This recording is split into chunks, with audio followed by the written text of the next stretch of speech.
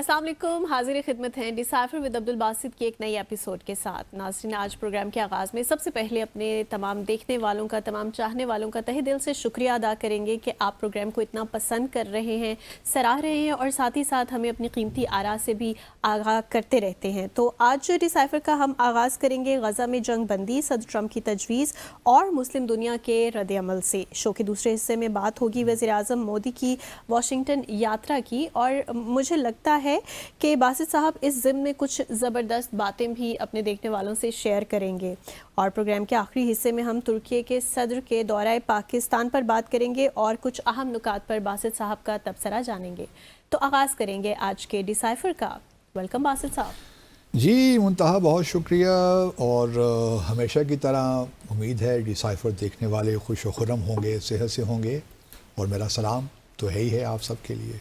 तो बासित साहब, ये क्या परेशानी लाहक हो गई किंग अब्दुल्ला को? मुझे तो वाइट हाउस में वो बहुत ही कुछ परेशान हाल दिखाई दिए। तो जानना चाहूँगी आपसे कि क्या ट्रंप फ़लस्तीनियों की बेदखली में अब वाकई संजीदा हैं? नहीं, परेशान तो किंग अब्दुल्ला को होना ही चाहिए था। जब हिरन को आप शेरों के उसमें छोड़ देंगे डेन में, तो बेचारी हिरन क्या करेगी? अब हिरन कौन है और शेर कौन है? वो तो हमें पता है कौन हिरन कौन शेर है। अच्छा, अब देखिए, दो तीन चीज़ें हैं। प्रेसिडेंट ट्रंप ने एक बहुत बड़ा धमाका किया ये कह कर के कि गज़ा से सारे फ़लस्तीनियों को हम निकालेंगे और अमेरिका टेक ओवर करेगा गज़ा की पट्टी को, और फिर हम उसको रिविएरा बनाएंगे मिडल ईस्ट का, और इतना डेवलप करेंगे कि दुनिया हैरान रह जाएगी। पहले तो उन्होंने कहा कि जी गज़ा के लोगों को वापस आने का हक़ होगा, बाद में कहा कोई हक़ शक नहीं है, बस परमानेंटली ये फारिग हो जाएंगे और कोई वापस आने का हक़ नहीं है।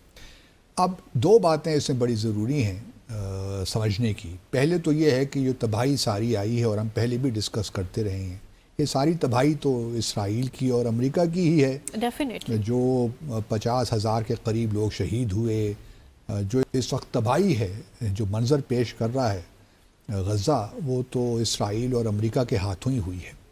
और फिर दूसरी बात यह है कि गज़ा के लोगों ने तो आपसे नहीं कहा या आपसे रिक्वेस्ट की हो कि जी आप हमें पैसे दीजिए, हम इसको रीबिल्ड करना चाहते हैं। हालांकि इखलाकी तौर पे तो ज़िम्मेदारी तो इसराइल और अमेरिका की ही बनती है कि वो अब जंग अगर ख़त्म होने वाली है या होने जा रही है, जो कि मुश्किल लगता है, बट इन एनी केस अगर सीज़ फायर ये कंटिन्यू होती है, कल के दिन देखेंगे कि फ़लस्तीनी किस तरह 3 इसराइलियों को वापस करते हैं। इसराइल ने कुछ डिमांड की हैं कि तीनों के तीन जो लाइव हॉस्टेजेस हैं वो वापस हों।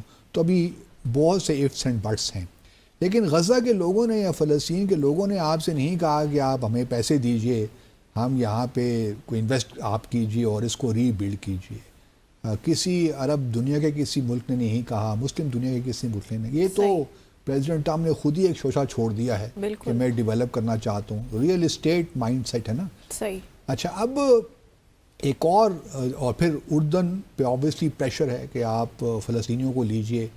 2.3 मिलियन लोग हैं गज़ा की पट्टी में, तो मुमकिन है कि 1 लाख सवा लाख उर्दन के हाथ वहाँ चले जाएं, कुछ मिस्र के यहाँ चले जाएं। तो उर्दन में तो पहले ही फ़लस्तीनी ज़्यादा हैं। सही।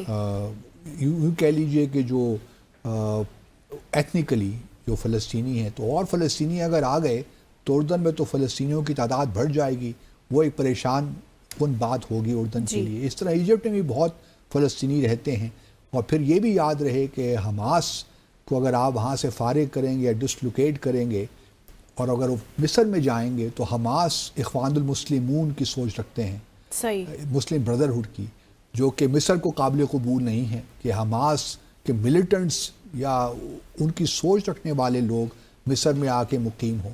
तो बहुत सी चीज़ें इसमें पहलू हैं जो मिस्र भी सामने रख रहा है और उर्दन भी।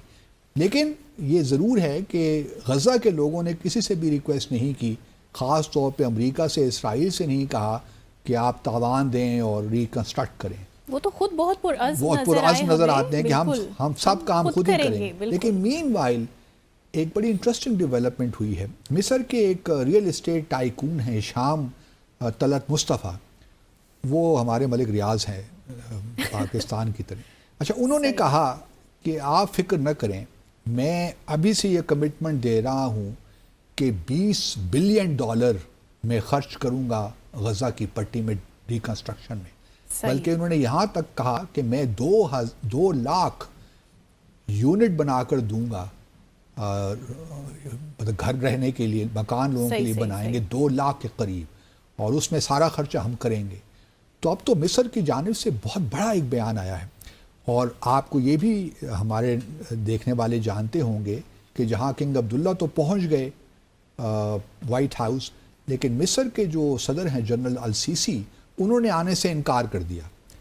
ان کو بھی طلب کیا گیا تھا، لیکن انہوں نے کہا کہ میں اس وقت تک امریکہ نہیں جاؤں گا جب تک کہ یہ جو صدر ٹرمپ کا پلان ہے ڈسپلیس کرنے کا، جب تک وہ ایجنڈا سے نہ ہٹے، کیونکہ ہمیں یہ بات تسلیم ہی نہیں ہے۔ زیادہ وائز ڈیسیژن نہیں ہے، یہ اچھا ڈیسیشن ہے۔ اپنے آپ کو امبیرس کیوں کریں وائٹ ہاؤس میں، جس طرح کنگ عبداللہ نے اپنے آپ کو امبیرس کیا نا، فوری طور پہ یہاں پہ آ کر بغیر کسی پریپریشن کے۔ ٹھیک ہے، ایک کچھ عرب ممالک کی جانب سے پہلے سے ہی یہ ایک آبجیکشن یا ایک اعتراض اٹھ گیا تھا، اس کو ریجیکٹ کر دیا گیا تھا اس پروپوزل کو، لیکن جس طرح میں نے پہلے بھی کہا تھا نا کہ عرب لیگ کا ایک اجلاس ہونا بہت ضروری تھا اس سے پہلے کہ کنگ عبداللہ آتے، کیونکہ ایک جوائنٹ پوزیشن ہونا بڑا ضروری ہوتا ہے ان معاملات میں۔ اب سنا یہی ہے کہ کچھ عرب لیگ کی میٹنگ ہوگی، اور اس کے بعد پھر جنرل السیسی پہلے وہاں پہ اپنا پلان پیش کریں گے کہ کس طرح ہم ریکنسٹرکٹ کریں گے غزہ کو۔ اور یہ بھی یاد رہے کہ جو یہ ہیں نا مصر کے ریئل اسٹیٹ ٹائکون مصطفیٰ صاحب، انہوں نے یہ بھی کہا ہے ساتھ کہ غزہ کے لوگ غزہ میں ہی رہیں گے اور ہم اس کو ڈیولپ کریں گے۔ صدر ٹرمپ تو یہ کہہ رہے ہیں کہ جی یہاں پہ رہ نہیں سکتے لوگ، ڈیولپمنٹ ہو نہیں سکتی اگر لوگ وہاں پہ رہیں گے، کیونکہ یہ تو ڈیمولیشن ہے، یہاں پہ تو ملبے کا ڈھیر بن گیا ہے، جب تک لوگ یہاں سے نکلیں گے نہیں کس طرح ڈیولپمنٹ ہو سکتی ہے۔ اس قسم کی سٹیٹمنٹس نا، ان کے جو ہڈن موٹیویشن ہے، اس کے پیچھے موٹیوز ہیں، وہ بتاتی ہے ہمیں نا۔ ایبسولوٹلی، وہ تو یہی چاہتے ہیں نا کہ اس کو ایک اپنے اس کو ایک تاجر کی نظر سے وہ دیکھ رہے ہیں، ایک انڈسٹریلسٹ کی نظر سے دیکھ رہے ہیں، ایک کیپٹلسٹ کی نظر سے دیکھ رہے ہیں، جبکہ غزہ کے لوگوں کی وہ زمین ہے، وہ اپنی زمین چھوڑ کر کیوں جائیں۔ تو صدر السیسی نے بڑا، میں سمجھتا ہوں کہ وائز اسٹیپ لیا ہے، اور سعودی عرب ان کے پیچھے کھڑا ہے۔ یہ ایک بڑی اہم بات ہے کہ سعودی عرب نے، کراؤن پرنس اور پرائم منسٹر محمد بن سلمان نے بھی بالکل ریجیکٹ کر دیا ہے پریزیڈنٹ ٹرمپ کی اس پالیسی کو۔ بالکل، اب پریزیڈنٹ، کل ہم ڈسکس کریں گے، پریزیڈنٹ ٹرمپ سعودی عرب جا رہے ہیں، پہلا ملک ہوگا جہاں وہ وزٹ کریں گے اگلے مہینے، لیکن صدر کراؤن پرنس کی جانب سے بڑا کلیئر بیان اور مسلم دنیا سے بڑا کلیئر ایک ریاکشن آنا اس بات کی غمازی کرتا ہے کہ کسی کو بھی یہ قابل قبول نہیں ہے۔ اب دیکھیں یہ بھی ممکن ہے کیونکہ پریزیڈنٹ ٹرمپ کی یہ نیچر ہے کہ انہوں نے آتے ہی اتنی چیزیں کر دی ہیں کہ کیوٹک سی سچویشن ہو گئی ہے۔ یہ بھی ممکن ہے کہ یہ سارا جو ایک انہوں نے شوشے چھوڑے ہیں مختلف جگہوں پہ، کینیڈا ہو، پیناما کنال ہو، گرین لینڈ ہو، اسی طرح یہ غزہ کا معاملہ ہو، تو یہ سارے ایک کیوس پھیلانے کا مطلب یہی ہے کہ کسی کو کچھ سمجھ نہیں آئے کہ وہ چاہتے کیا ہیں، اور ایونچولی جو بھی ان کو مل جائے وہ ایک لحاظ سے ان کی اپنی فتح وہ قرار دے دیں۔ اس طرح شاید وہ سعودی عرب کو پریشر میں ڈالیں کہ آپ ابراہیم اکارڈز کی جانب آئیے، اسی طرح اور ممالک، مسلم ممالک کو بھی پریشر میں ڈالیں۔ لیکن کویسچن یہی ہے کہ اس سے کیا فلسطین کا معاملہ حل ہو جائے گا؟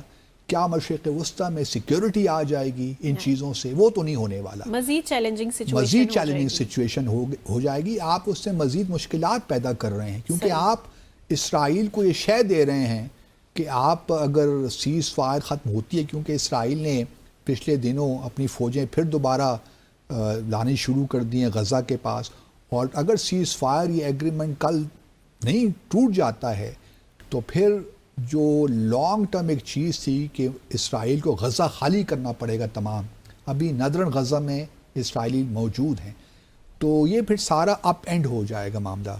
اور اس وقت اسرائیل کے پاس کوئی آپشن نہیں ہے۔ دیکھیے اب تو بہت سے فلسطینی واپس بھی آ گئے ہیں جو ہے شمالی غزہ میں۔ 15-16 مہینوں میں اسرائیل حماس کو ختم نہیں کر سکا، اور فلسطینیوں نے یہ ثابت کر دیا ہے کہ وہ غزہ کو چھوڑیں گے نہیں۔ تو اب کیا دوبارہ وہیں سے معاملات شروع ہوں گے جہاں 8 اکتوبر کو تھے پچھلے سال یا پھر 2023 میں؟ ایسا ہو نہیں سکتا کہ دوبارہ وہی کام شروع ہو جس کا کوئی نتیجہ نہیں نکلنا. اس وجہ سے اب اسرائیل کے لیے بہت مشکل ہو گیا ہے. گو کہ اسرائیل کی خواہش تو یہی ہے کہ جو پریزیڈنٹ ٹرمپ نے کہا ہے وہ ہو جائے کسی طریقے سے, اور یہ گریٹر اسرائیل کا ایک ہمیشہ سے رہا ہے, یہ کوئی آج کی بات نہیں ہے. بالکل ایڈ آن بھی کر لیتے ہیں, گریٹر اسرائیل, گریٹر امریکہ. گریٹر امریکہ تو چلیے, مجھے تو آپ نے ابھی ایک بات کی نا کہ صدر ٹرمپ جو ہے کنفیوز کرنا چاہ رہے ہیں, کیوٹک سچویشن ڈالنا چاہ رہے ہیں. مجھے تو دوسری جانب اب یہ تاثر مل رہا ہے کہ شاید وہ یہ سب کچھ پری پلانڈ ڈیسیژنز ہیں ان کے, وہ سب کچھ کرنا چاہتے ہیں تاکہ یہ جو گریٹر اسرائیل, گریٹر امریکہ کی ان کی مطلب دیکھیے ایک لحاظ سے پریزیڈنٹ ٹرمپ کی کانٹرڈکشنز ہمیں سامنے نظر آتی ہیں. جہاں دیکھیے پوری کیمپین میں وہ کہتے ہیں, ابھی بھی وہ کہتے ہیں نا کہ میں جنگ نہیں کرنا چاہتا, میں کہیں جانا نہیں چاہتا, امریکہ فرسٹ کی بات وہ کرتے ہیں, میں یہ فضول خرچیاں نہیں کرنا چاہتا, باہر کی وار سے میں حصہ نہیں لینا چاہتا. تو یہ تو آپ جو آپ نے بات پروپوزل پیش کی ہے, یہ تو جنگ بندی کی بجائے اور مزید پرابلمز کو الجھا رہی ہے, سلجھانے کی بجائے ڈسپیوٹس کریٹ کر رہی ہے, اور ڈسپیوٹس جیسے آگے جائیں گے تو پھر وارز میں ہی کنورٹ ہوتے جائیں گے. اس وجہ سے پریزیڈنٹ ٹرمپ یہ جو کیوس ایک پھیلایا ہوا ہے, اتنی کانٹرڈکشنز ہمیں نظر آ رہی ہیں, اس کا انجام کچھ نکلنے والا نہیں ہے انلیس کہ فلسطین کی ریاست بنانے کی جانب پیش قدمی ہو. صحیح, پرفیکٹ. سو یہاں لیں گے مختصر سا بریک کے بعد حاضر ہوں گے اور ڈسکس کریں گے دیگر اہم موضوعات. ہمارے ساتھ رہیے گا.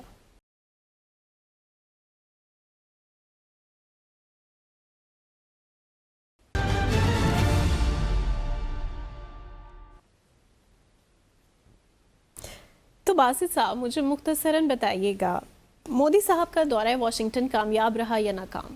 دیکھیے جو آپٹکس ہیں اس سے تو یہی لگتا ہے کہ کامیاب رہا ہے. I was expecting this answer. ہاں, لیکن بات جو ہے صحیح کرنی چاہیے. I'm still interested, یہ جو لیکن کہہ کے آپ جو آگے بات کریں گے. نہیں, بہت سے حوالوں سے کامیاب رہا ہے. مودی صاحب کو اور بھارتیوں کو خوش ہونا چاہیے کہ امریکہ اور بھارت کے جو تعلقات ہیں مزید آگے کی جانب بڑھ رہے ہیں.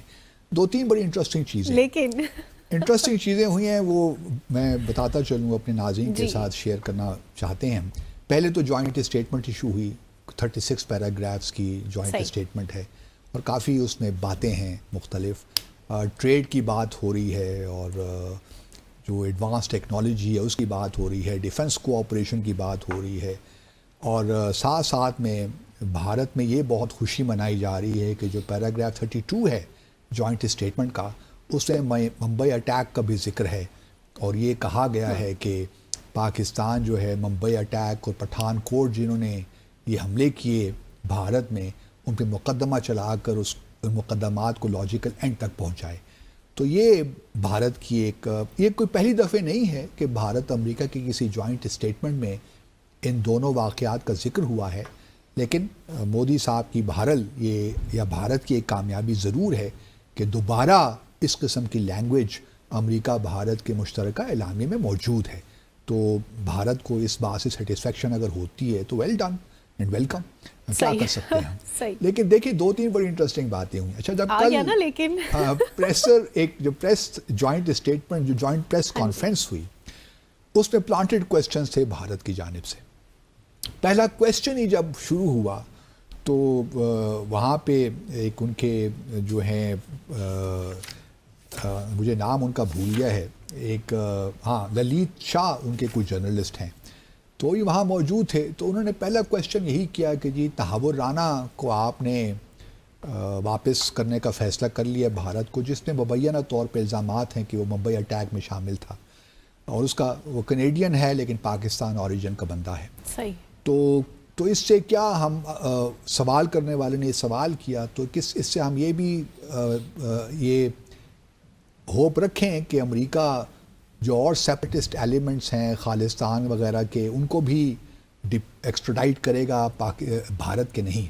تو اس پہ تو پریزیڈنٹ ٹرمپ نے کہا کہ آپ جو کچھ کہہ رہے ہیں میری سمجھ میں کچھ نہیں آ رہا. یہ آپ کہہ کیا رہے ہیں؟ اچھا, پھر یہ بات ختم ہو گئی تو پریزیڈنٹ ٹرمپ نے ان کو ڈسمس کر دیا اور دوسرے صاحب سے کہا کہ آپ سوال پوچھ لیں. تو اس نے پھر دوسرا سوال پوچھ لیا. اچھا, بھارت میں چونکہ پلانٹڈ کویسچن تھا تو کسی اور کو کہا گیا کہ آپ فوری طور پہ اچھی انگریزی میں یہ سوال کریں. تو ایک خاتون پھر اٹھی, میں ان کو ذاتی طور پہ جانتا بھی ہوں, انڈیا ٹوڈے کی وہ کورسپونڈنٹ ہیں, جرنلسٹ ہیں. تو انہوں نے پھر صحیح انگریزی میں وہ سوال کر ڈالا, جس کے جواب میں پریزیڈنٹ ٹرمپ نے کوئی براہ راست جواب نہیں دیا کہ خالصتان کے معاملے میں کیا ہوگا. شاید ان کو پتہ بھی نہیں تھا کہ خالصتان کا معاملہ ہے کیا, تو انہوں نے اس کو آگے پیچھے کر کے ایویسو رہے, وہ کوئی جواب نہیں دیا.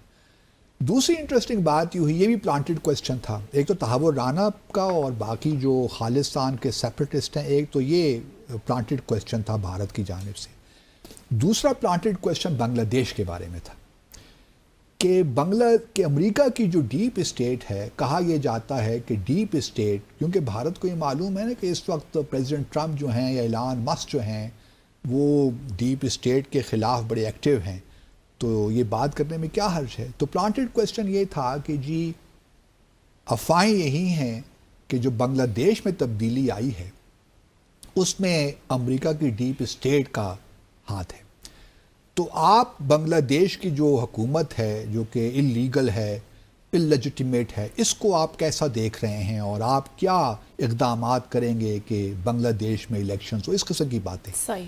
اچھا, پریزیڈنٹ ٹرمپ نے وہ مسکرا دیے, انہوں نے کہا کہ ڈیپ اسٹیٹ کا یہاں ایسا کوئی معاملہ نہیں ہے, اور بنگلہ دیش کی حکومت میں کوئی چینجز کا ہمارا ڈیپ اسٹیٹ کا کوئی ہاتھ نہیں ہے. لیکن باقی جو حکومت کے معاملات ہیں وہ مودی صاحب زیادہ بہتر جانتے ہیں بنگلہ دیش کو, وہ اس کا جواب دیں گے. تو وہی مودی صاحب بھی اس کو غائب کر گئے. تو یہ دو چیزیں تو بڑا کل مجھے مزہ آیا یہ جو ہے پریس کانفرنس دیکھتے ہوئے. تیسری جو انٹرسٹنگ چیز ہوئی کہ بھارت نے, آئی ایم شیور, مجھے اس میں قطعاً کوئی شک نہیں ہے کہ اس دورے کے موقع پہ انہوں نے کہا کہ کیوں نہ کچھ عوامی لیگ کے جو لوگ ہیں ڈائسپورا میں بنگلہ دیش کے, یا ایون انڈینز بھی ہوں گے, ہمیں کیا پتا, کہ وہ جنہوں نے پلیک کارڈز ہاتھ میں پکڑے ہوئے تھے بنگلہ دیش کی حکومت کے خلاف, وہ انڈینز بھی ہو سکتے ہیں.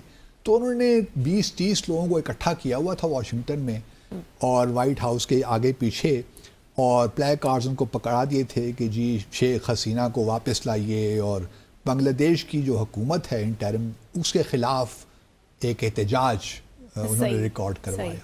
اچھا, اس کا بھی کسی نے خاص نوٹس دنیا نے نہیں لیا, لیکن جو بھارت کے میڈیا ہاؤسز ہیں یا ٹی وی چینلز اگر آپ دیکھیے تو اس میں بہت ان کو دکھایا گیا بار بار کہ دیکھیے جی بنگلہ دیش کے خلاف یہ احتجاج ہو رہا ہے, امریکہ میں ڈیمانسٹریشنز ہو رہے ہیں, ٹرمپ سے اور مودی سے کہا جا رہا ہے کہ آپ پریشر بلڈ کیجئے ڈاکٹر یونس کی حکومت پہ کہ وہ شیخ حسینہ کو ریہیبلیٹیٹ کریں یا الیکشنز کروائیں, جو and so on and so forth.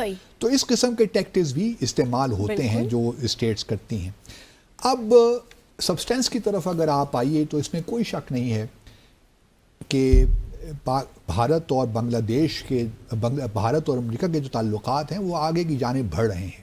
اور یہ پروسیس گو کہ پریزیڈنٹ ٹرمپ نے تو کہا نا کہ جی بائیڈن نے تو بہت کام خراب کیا بھارت کے ساتھ تعلقات میں, اب ہم بھارت اور امریکہ کے تعلقات کو مزید آگے لے کر چلیں گے. حالانکہ تحور رانا کی جہاں تک ایکسٹریڈیشن کا تعلق ہے نا, بائیڈن ایڈمنسٹریشن میں ہو گیا تھا, یہ تو اب امپلیمنٹیشن ہوگی جو ہے ٹرمپ کے دور میں. مودی صاحب نے کہا کہ جی ہم اگلے 5 سالوں میں جو بائی لیٹرل ٹریڈ ہے اس کو ہم 120, اس وقت $118 بلین ہے دونوں ممالک کے درمیان, ہم اس کو اگلے 5 سالوں میں 500 بلین تک لے کر جانا چاہتے ہیں. اس میں اوبویسلی بھارت بہت کچھ امپورٹ کر سکتا ہے, خاص طور پہ ڈیفنس جو ایکوپمنٹ ہے. وہ دیکھیے نا 2007 میں زلچ ڈیفنس امپورٹ تھی فرام امریکہ ٹو انڈیا, اب وہ تقریباً $24 بلین کے قریب ہو گئی ہے. تو اس میں اسکوپ تو ہے, کیونکہ اب ٹرمپ نے F-35 جو state of the art fighter ہے, جیٹ ہے, جنگی طیارہ, وہ بھی دینے کا اعلان کر دیا ہے. اس کے علاوہ بوئنگ جو جیٹ انجن ہے 414 وہ بھی لوکلی مینوفیکچرنگ کی بات ہو رہی ہے. تو اسکوپ تو بڑا زبردست ہے. پھر ڈرونز کی بات ہو رہی ہے, پھر نیوکلیئر پاور پلانٹس سیٹل کرنے, یہاں پہ اسٹیبلش کرنے کی بات ہو رہی ہے بھارت میں, جو کہ 1-2-3 نیوکلیئر ڈیل ہوئی تھی نا امریکہ اور بھارت کے درمیان 2015 میں، اس کے تحت اب نیوکلیئر پاور پلانٹس بھی ہوں گے. تو سوال کوشچن یہی ہے کہ مودی صاحب جو ہے دورہ ان کا بڑا کامیاب ہوا، اس میں کوئی شک نہیں ہے ہر حوالے سے. اور ایک اور بڑی انٹرسٹنگ بات یہ بھی میں آپ کے ساتھ شیئر کرتا چلوں کہ ایک انڈین نے ہی سوال پوچھا پریسر میں کہ آپ کس طرح دیکھ رہے ہیں پرائم منسٹر مودی کی جو کنٹریبیوشن ہے یوکرین اور رشیا کی وار کو ختم کرنے میں. صحیح. کیونکہ بھارت میں ایک ہے نا نیریٹو بلڈ کرنے کی کوشش کہ بھارت جو ہے ایک گلوبل پلیئر ہے اور اس نے بڑا امپورٹنٹ رول پلے کیا ہے یوکرین اور رشیا کے درمیان یہ جو جنگ ہے اس کو ختم کروانے میں. لیکن پریزیڈنٹ ٹرمپ نے بڑا اسمارٹلی بھارت کا ذکر ہی نہیں کیا. انہوں نے کہا کہ جی ہم نے بڑی محنت کی ہے، وہ کل ہم یوکرین کا ذکر کریں گے. لیکن بھارت کے انہوں نے جواب دینے سے انکار کر دیا کہ بھارت بھی کوئی رول ہے. اچھا، اس سوال کا جواب انہوں نے نہیں دیا تو بھارت نے پھر ایک اور کورسپونڈنٹ نے دوبارہ وہی سوال پوچھا پرائم منسٹر مودی سے کہ جی آپ نے تو بڑا امپورٹنٹ رول پلے کیا ہے. تو پرائم منسٹر مودی نے پھر اس کا جواب دیا، اپنی تعریف خود ہی کر ڈالی. ایک اور بات جو میں ذکر کرنا چاہتا ہوں، ایک انٹرسٹنگ ہے ایسپیکٹ شاید لوگوں کے، ایلان مسک کے ساتھ جو ملاقات تھی نا وہ بڑی انٹرسٹنگ ہے. ایک سائڈ پہ اگر آپ دیکھیے ایلان مسک کے، اگر آپ ہمیں لوپ دکھائیں گے نا اس میں ہمارے پروڈیوسر صاحب ذرا ایلان مسک کے ساتھ میٹنگ، اس میں دیکھیے ایلان مسک اپنے بچوں کو بھی ساتھ لے گیا، بچوں کی جو گورننس ہے اس کو بھی ساتھ لے گیا اور بڑی انٹرسٹنگ میٹنگ.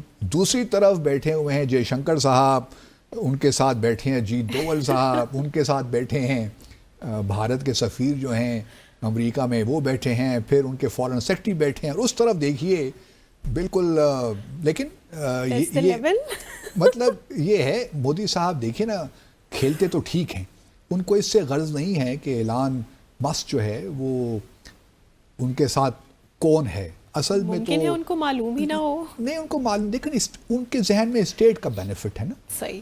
اس سے ان کو فرق نہیں پڑتا.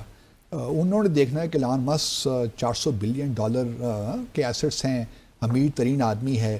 تو ای وی جو ہے، ایک اور بڑی مزہ کا خیز بات کی انہوں نے، وہ کیا؟ پریس کانفرنس میں مودی صاحب نے کہ جو ای وی ہے وہ اس پہ کہ جو ہے نا ای وی کے معاملے میں رائٹس ہیں. ای وی مطلب کیا کہنا چاہیے اس کو، پراپرٹی رائٹ جو ہوتا ہے نا ای وی کا، وہ تو ٹرمپ کے پاس ہے، وہ جس کو دے دیں. تو ٹرمپ کی بات سمجھ میں نہیں آئی کہ کہہ کیا رہا ہے، مجھے بھی سمجھ نہیں آئی کہ مودی صاحب کیا کہنا چاہتے ہیں. لیکن اس کے علاوہ یو ایس نے سپورٹ کیا ہے India Middle East Europe corridor کو بھی، یہ بھی ایک امپورٹنٹ بات ہے. تو اوور آل اور انہوں نے اسرائیل کا نام لیا ہے، اسرائیل، مڈل ایسٹ اور ٹرمپ صاحب نے. تو اچھا وزٹ رہا، بھارت کے نقطہ نظر سے کامیاب وزٹ رہا. ہمیں بھارت ضرور پریشانی ہونی چاہیے کہ ہمارے تعلقات آگے کیسے جائیں گے، ہم کہاں کھڑے ہیں. اور چونکہ ہمارے ہاں اس طرح ادراک نہیں ہے چیزوں کا، اس لیے اور میں نہیں دیکھ رہا کہ ہمارے تعلقات میں کوئی گرمجوشی پیدا ہوگی. تھوڑا سا سلو موشن ہے لیکن ہوپ فلی وہ ہمارے ہاں وہ ہے نہیں احساس. میں اس بارے میں کچھ تجاویز میرے ذہن میں ہیں، کوئی موقع ملے گا تو انشاءاللہ پیش کریں گے. پاکستان اور ترکیے کی بات کریں گے ایک مختصر وقفے کے بعد. ناظرین ہمارے ساتھ رہیے گا.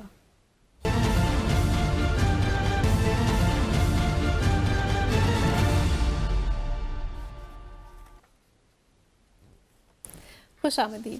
باسط صاحب، صدر اردوان کے دورہ پاکستان کو آپ کس طرح سے دیکھتے ہیں؟ کیا ترکیے ہی اب ہمارا واحد دوست رہ گیا ہے؟ ترکیے بڑا اہم دوست ہے اور یہ ہماری دوستی پاکستان بننے سے پہلے کی ہے، وہ اب ترکی اور یہاں بر صغیر کے مسلمانوں کی.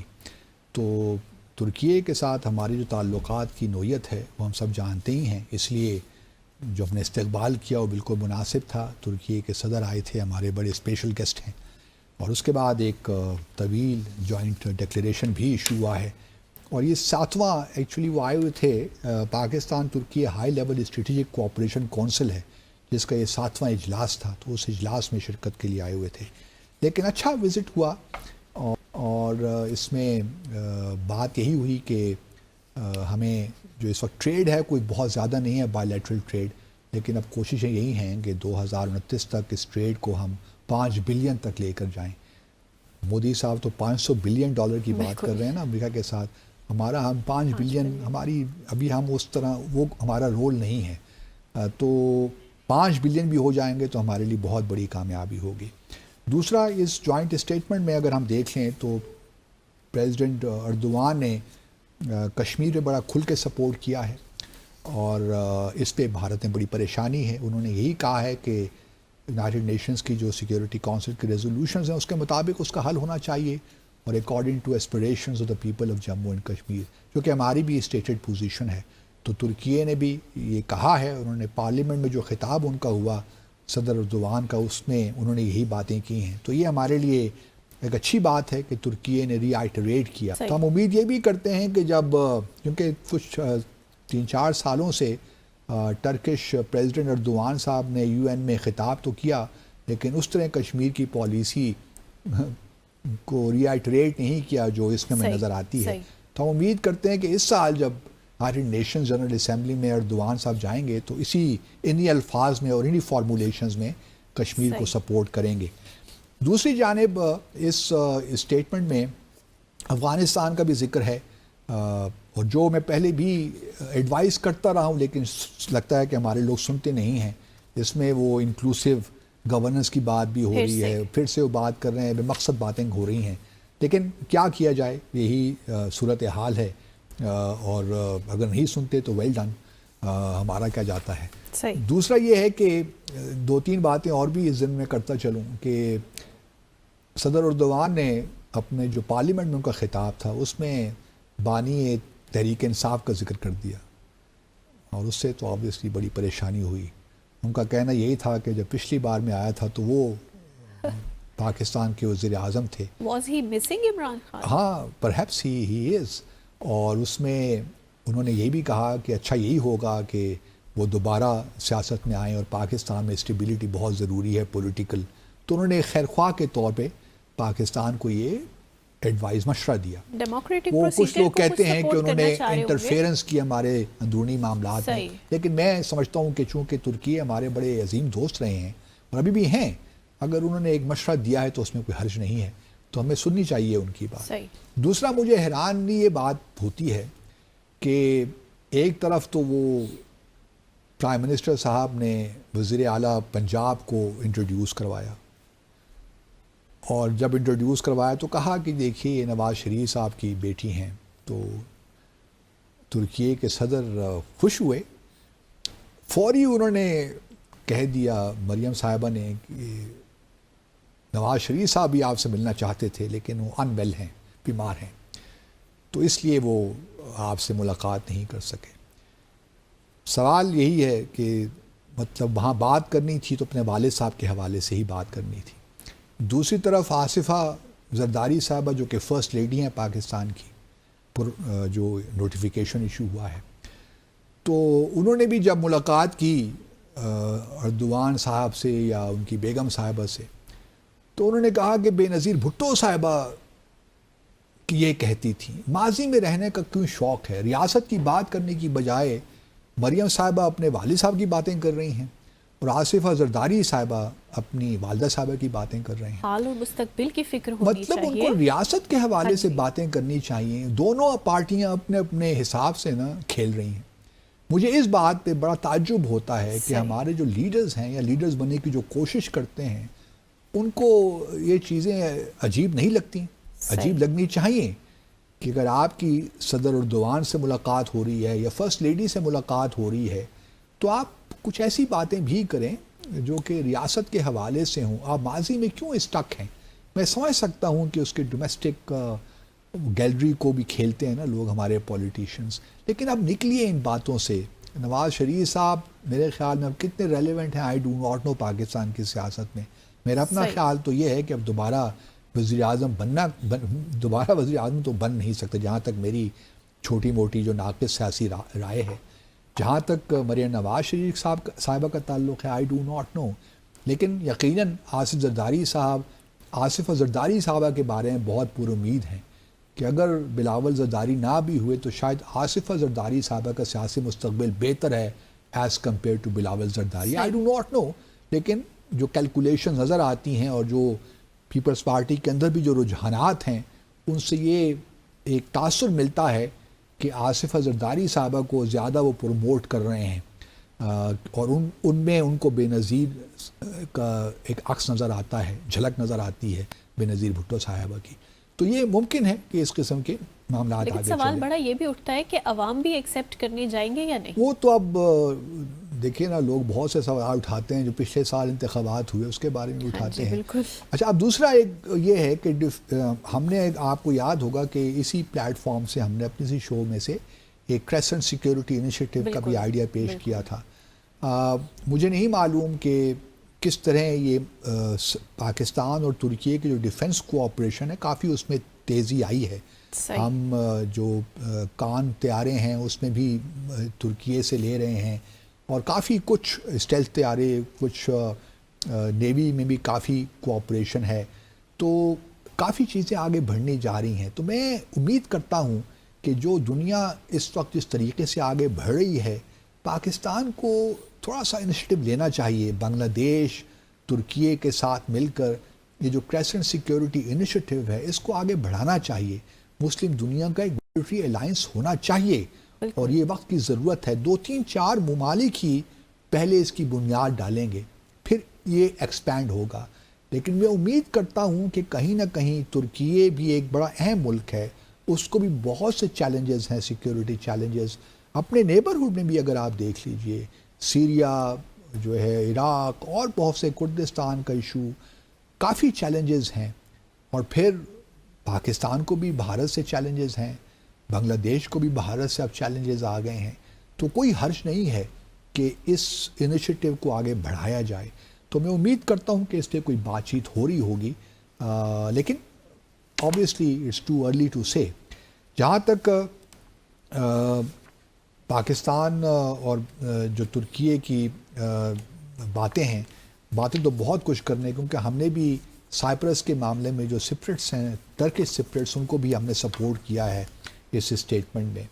اور اب دیکھنا یہی ہے کہ جو ہمارے تعلقات ہیں وہ اور کتنے آگے بڑھتے ہیں. میرے لیے اہم بات یہ ہے کہ ہمارے اس خطے میں جو ہے امن ہو. خاص طور پہ افغانستان کے بارے میں جو ہماری لائن ہم نے لے رکھی ہے، وہ میں سمجھتا ہوں کہ اس میں بہت زیادہ تھوڑی بہت سوچنے سمجھنے کی ضرورت ہے. ہم کوئی گھسی پیٹی باتیں ہمیں نہیں کرنی چاہیے، ہمیں تھوڑا سا کریٹیو ہو کے سوچنا چاہیے. اور اگر ترکیے، پاکستان، ایران، کیونکہ ہمارے تو انٹرسٹ ہے نا افغانستان کے ساتھ جڑے ہوئے، تو اگر ہم تھوڑا بہت کریٹیو نہیں ہوں گے، آؤٹ آف دا باکس جا کے نہیں سوچیں گے، تو اس وقت تک میں نہیں دیکھ رہا کہ افغانستان ہماری بات سننے جا رہا ہے. آئسولیشن کا بھی شکار ہو سکتے ہیں ہم پاکستانی. تو دیکھیے، آئسولیشن تو نہیں، پاکستان ایک اہم ملک ہے، میں نہیں دیکھ رہا کہ ہم آئسولیشن کا شکار ہو رہے ہیں. لیکن ہم بھارت کے لیے راہ ہموار کر رہے ہیں، امریکہ کے لیے راہ ہموار کر رہے ہیں کہ وہ اس خطے میں ہمارے لیے پرابلمس کریٹ کریں، سی پیک کے لیے پرابلمس کریٹ کریں، گوادر کے لیے پرابلمس کر رہے بھی ہیں، وہ بھی ہو ہی رہا ہے. لیکن ہم ان کو مزید اسپیس کیوں ایسی بات کریں کہ ہم مزید اسپیس ان کو دیں. لیکن اوور آل میں سمجھتا ہوں کہ ترکی اور پاکستان کے درمیان جو تعلقات ہیں اس میں بہت گنجائش ابھی باقی ہے. جس طرح ہمارے وزیر اعظم نے کہا کہ ٹریڈ بڑھنا چاہیے، بہت سی ایسی چیزیں جو ہم ترکیے سے لے سکتے ہیں، بہت سی ایسی چیزیں جو ہم ترکیے کو دے سکتے ہیں. تو کوآپریشن کی کوئی حد تو ہے نہیں. بائیلیٹرل ریلیشنز میں فوکس رکھیں. باقی United nation security council reform کا بھی اس میں ذکر ہے، اس اسٹیٹمنٹ میں، جوائنٹ ڈکلیریشن میں، اور بھی بہت سی چیزوں کا ذکر ہے. لیکن میں ہمیشہ یہی کہتا ہوں کہ بائیلیٹرل ریلیشنز میں فوکس کریں. اصل بنیاد جو ہوتی ہیں نا وہ بائیلیٹرل ریلیشنز بھی ہوتی ہیں. اس اسٹیٹمنٹ میں، ڈکلیریشن میں ہم نے غزہ کا بھی ذکر کیا ہے. بغیر بنا پریزیڈنٹ ٹرمپ کا نام لیے ہم نے اس پروپوزل کو ریجیکٹ کر دیا ہے کہ فلسطینیوں کو ڈسپلیس کریں آپ غزہ سے. بالکل. اور ہم نے ریکنسٹرکشن کی بات کی ہے. اب دیکھنا یہی ہے، اصل چیز اب ڈپینڈ کرتا ہے کہ یہ سیز فائر جو 19 جنوری کو غزہ حماس اور اسرائیل کے درمیان ہوئی تھی، کیا یہ رہ سکتی ہے، نہیں رہ سکتی. اب کل یہ 12 بجے کے بعد پتہ چلے گا کہ کیا ہونے جا رہا ہے، کل کا دن کافی اور اہم کل ہے۔ ہم اس پہ بات بھی بالکل کریں گے صحیح۔ کہ آگے معاملات کس جانب جائیں گے۔ صحیح۔ لیکن ہمارے لیے امپورٹنٹ یہی ہے کہ ہم اپنی جو ہماری پریورٹیز ہے ان کو ہم بالکل کلیئر رکھیں۔ ہمارے اس وقت اکنامک جو ہے ڈیولپمنٹ بڑی امپورٹنٹ ہے، بالکل۔ اس کے علاوہ پولیٹیکل اسٹیبلٹی ہمارے لیے بہت امپورٹنٹ ہے۔ اگر ہم نے جو ہمارے ایشوز ہیں اگر ہم نے ان کو آگے لے کر جانا ہے تو اس کے لیے ضروری ہے، جو کہ طیب اردوان صاحب نے بھی اپنی تقریر میں کہا کہ پولیٹیکل اسٹیبلٹی آپ کے ہاں بہت ضروری ہے، تاکہ آپ جو پاکستان کا پوٹینشل ہے اس کو ریئلائز کرنے میں اسی کتنی اہمیت ہے۔ انٹرنیشنلی ایسی سوچ کا نا ہمارے لیے ڈیفینیٹلی ایک لمحہ فکریہ ہے۔ تو باسط صاحب آج کے پروگرام کا ٹائم جو ہے ختم ہو چکا ہے، اپنے ناظرین سے اب یہاں اجازت لیں گے، آپ سے ملاقات ہوگی انشاءاللہ کل مزید دلچسپ موضوعات کے ساتھ۔ Till then take care of yourself, اللہ حافظ۔